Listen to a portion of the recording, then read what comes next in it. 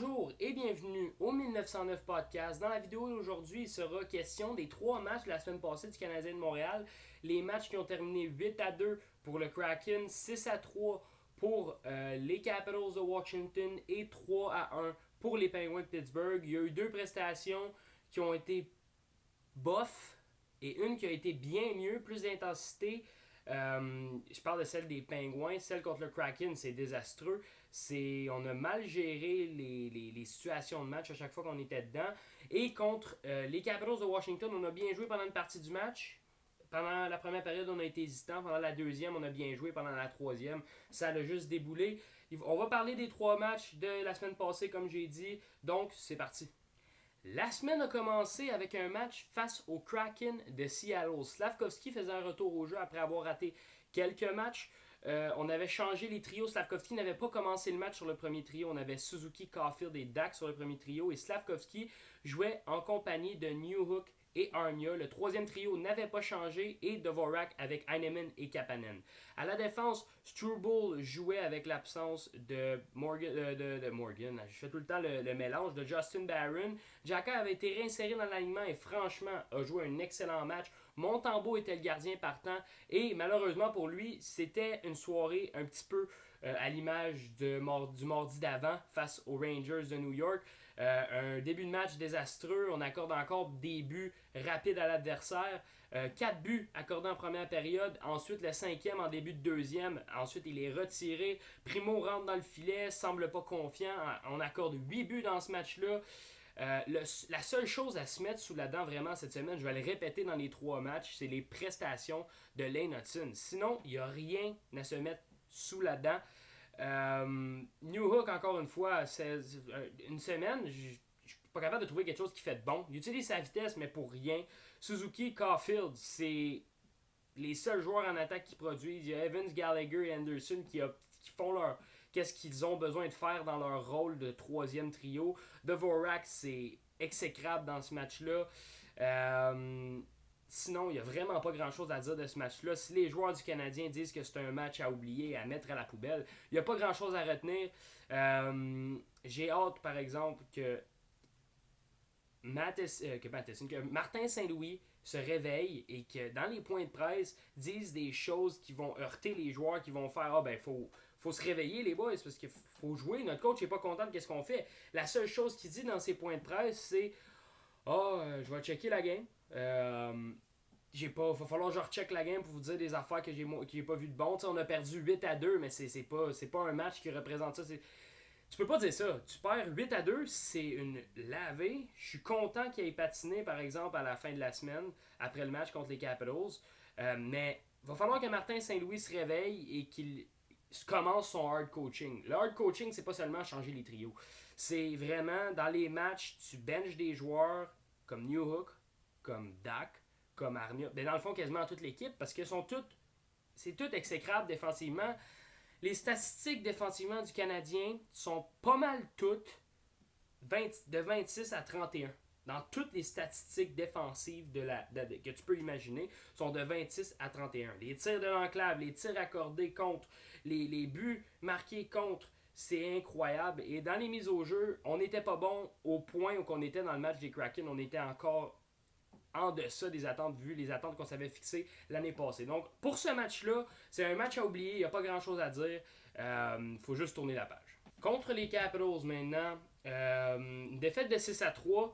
On peut retenir dans ce match un but de Cole Caulfield assisté de Nick Suzuki en avantage numérique. Une performance de 2 points de Lane Hutson.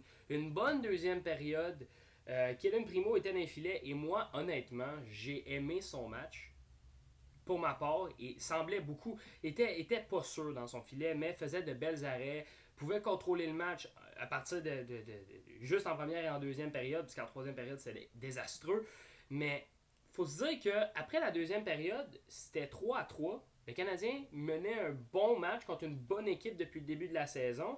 Lane Hutson, 2 points. Christian Dvorak avait finalement eu 1 point et finalement avait 1 point et aurait pu en obtenir 2 autres en faisant une passe sur la palette d'un joueur des Caps en plein milieu de l'enclave à 2 reprises. Suzuki avait bien joué dans ce match-là. Gallagher, 1 but. honnêtement, c'était un match que dans les 2 premières périodes, il y a des choses à retenir. Et dans la 3e période, comme Martin Saint-Louis a dit, ils se sont vomis dessus. C'est aussi simple que ça. J'étais positif la semaine passée dans ma vidéo, mais là, présentement, avec les statistiques, pas les statistiques, les matchs qu'on a eu dans les derniers jours, dans la dernière semaine, je peux vous dire que maintenant, il va falloir un effort soutenu de toute l'équipe, parce que sinon, on n'avancera pas et on se développera pas dans la reconstruction du Canadien. C'est ça que tu veux quand tu es en reconstruction, c'est pas nécessairement des résultats. Cette année, on voulait être dans le mix, mais c'est les résultats qui comptent. Là. C'est pas le développement des joueurs. Et c'est ça que Martin Saint-Louis, faut qu'il comprenne. C'est que tu peux développer tes joueurs. Mais dans une situation où c'est 4-3 en fin de 3e période, qu'il reste 4 minutes, je comprends que tu veux donner de l'énergie à tes joueurs comme Suzuki, Slavkovski, Caulfield, Dak à la limite.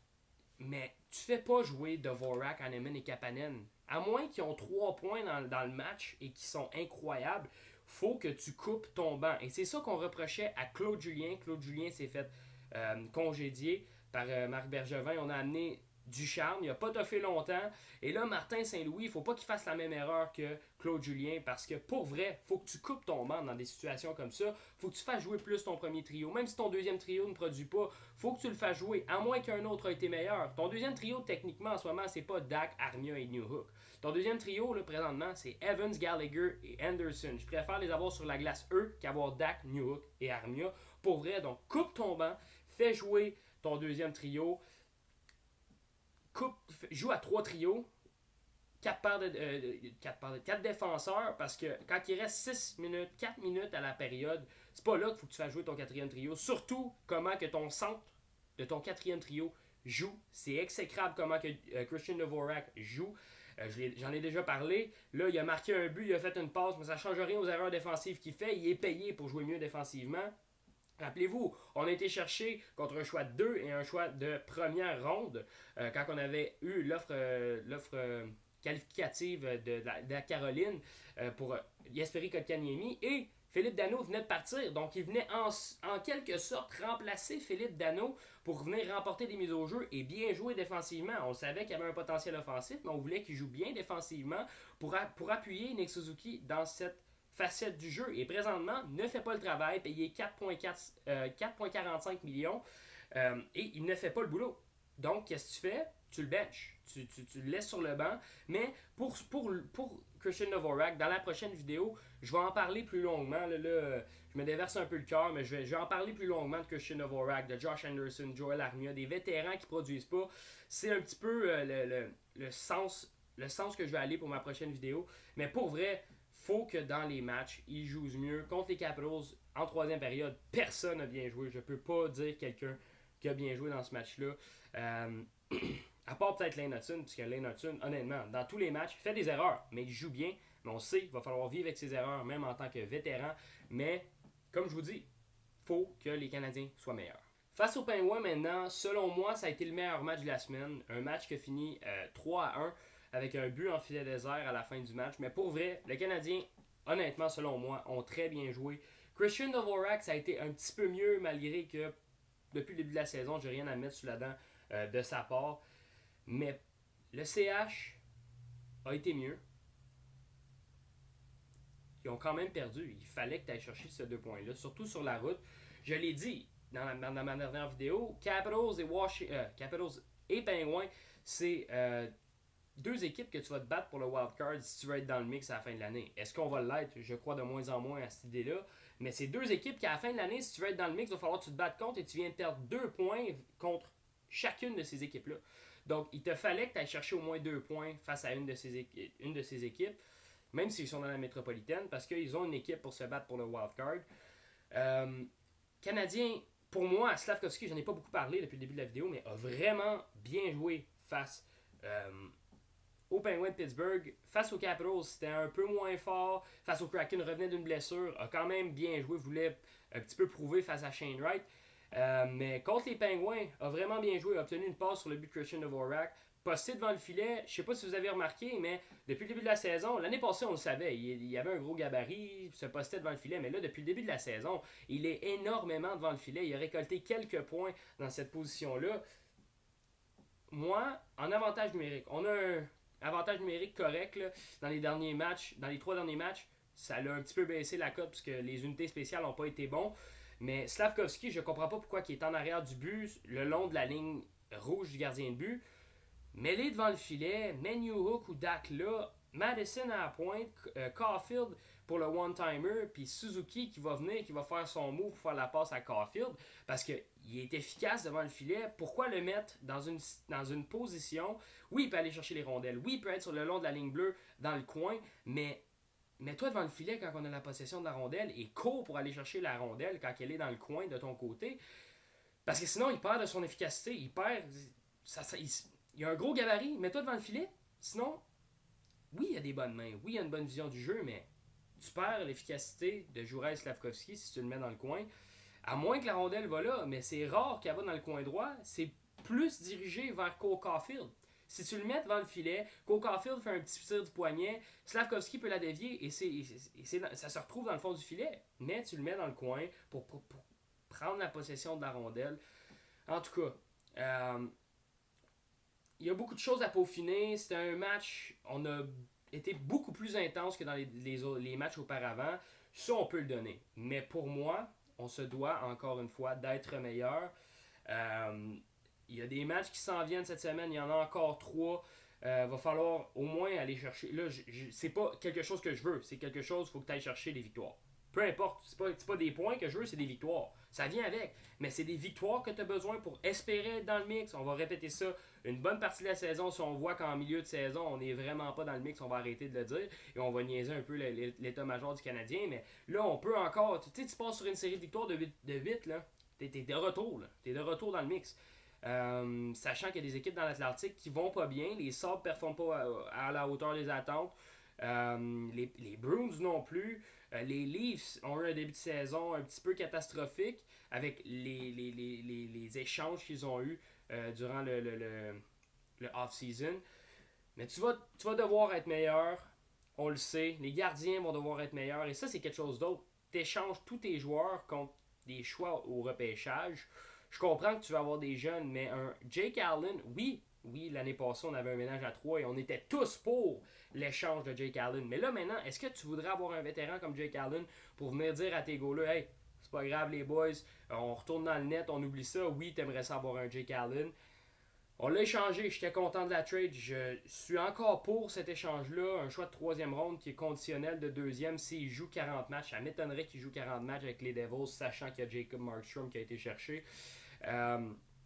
Mais pour moi, on se doit d'aller échanger un joueur à la défense, un vétéran dans les filets, sur le top 6. Oui, je sais que l'année va revenir, mais c'est en début décembre, fin mi-décembre qu'il revient. Au mois de décembre, quelque part. Là. Donc, tu dois aller chercher quelque chose en attendant si tu veux espérer être dans le mix. Tu as plein de choix au repêchage. Tu as 2 choix de première ronde. Tu as énormément de choix au repêchage. Pourquoi pas faire un move? Tu as plein de joueurs à Laval, de jeunes joueurs. Si tu veux pas monter un Alex Barré-Boulet, si tu veux pas monter un Joshua Roy, pourquoi tu l'échanges pas et prendre le risque d'aller chercher quelqu'un? Je suis pas pour échanger Joshua Roy. Ceux qui me connaissent savent que Joshua Roy, c'est ma pépite d'or dans le système canadien. Je sais qu'il y a peut-être des problèmes hors glace, mais pour moi, si t'es pas prêt à monter un de ceux-là pour venir donner une étincelle et descendre un vétéran, échange-en un, puis va chercher un joueur qui va avoir un impact sur ton équipe. Pourquoi pas faire ça? Parce qu'on a peur du côté de l'état-major du Canadien d'échanger un jeune qui va exploser et qu'on va dire on aurait dû le garder, on aurait dû le signer, on aurait dû le monter. On a peur de ça. Faut prendre des risques dans la Ligue nationale. On disait trop souvent de Marc Bergevin qui ne prenait pas assez de risques. Kent Hughes, beaucoup de monde te le demande ces temps-ci, fais quelque chose. Fais quelque chose qui va donner une étincelle à ton équipe. Et j'en ai pas parlé, mais dans le match contre les Pingouins, Samuel Montembeault était ressorti avec une bonne performance. Je le sais que c'est juste un match et je le sais que je viens de parler des gardiens de but, mais c'est pas un match qui va changer toute la vision des choses que j'ai pour les gardiens de but. C'est pas un seul match qui va tout changer ça. Selon moi, les gardiens se doivent d'être meilleurs. La défense aussi se doit d'être meilleure parce que les statistiques des gardiens viennent aussi des statistiques à la défense du Canadien de Montréal exécrables. Là. Les deux se rejoignent. Mais pour moi, Montembeault a bien joué. S'il est capable de revenir mardi avec une bonne performance, tant mieux. Si on est capable d'avoir la victoire, c'est encore mieux, mais on va, comme j'ai dit dans la précédente séquence, on se doit d'être meilleur. Et je vais finir là-dessus. Le Canadien se doit d'exercer plus de pression sur le porteur de la rondelle, d'être meilleur avec celle-ci, de ne pas forcer des jeux en avantage numérique, de prendre ce qu'il nous donne et ça va finir par être meilleur pour le Canadien de Montréal. Si tu as apprécié la vidéo, n'hésite pas à t'abonner, à lâcher un petit like, puis à activer la cloche de notification. Comme j'ai dit, cette vidéo-là sort le lundi, le mardi ou le mercredi. Il devait avoir une autre vidéo plus centrée sur qui on devrait ramener à Laval, sur les vétérans qui ne fonctionnent pas. Si ça vous intéresse, justement, activez la cloche de notification pour être au courant de quand cette vidéo-là va sortir. Puis moi, je vous dis ciao, ciao, passez une bonne journée.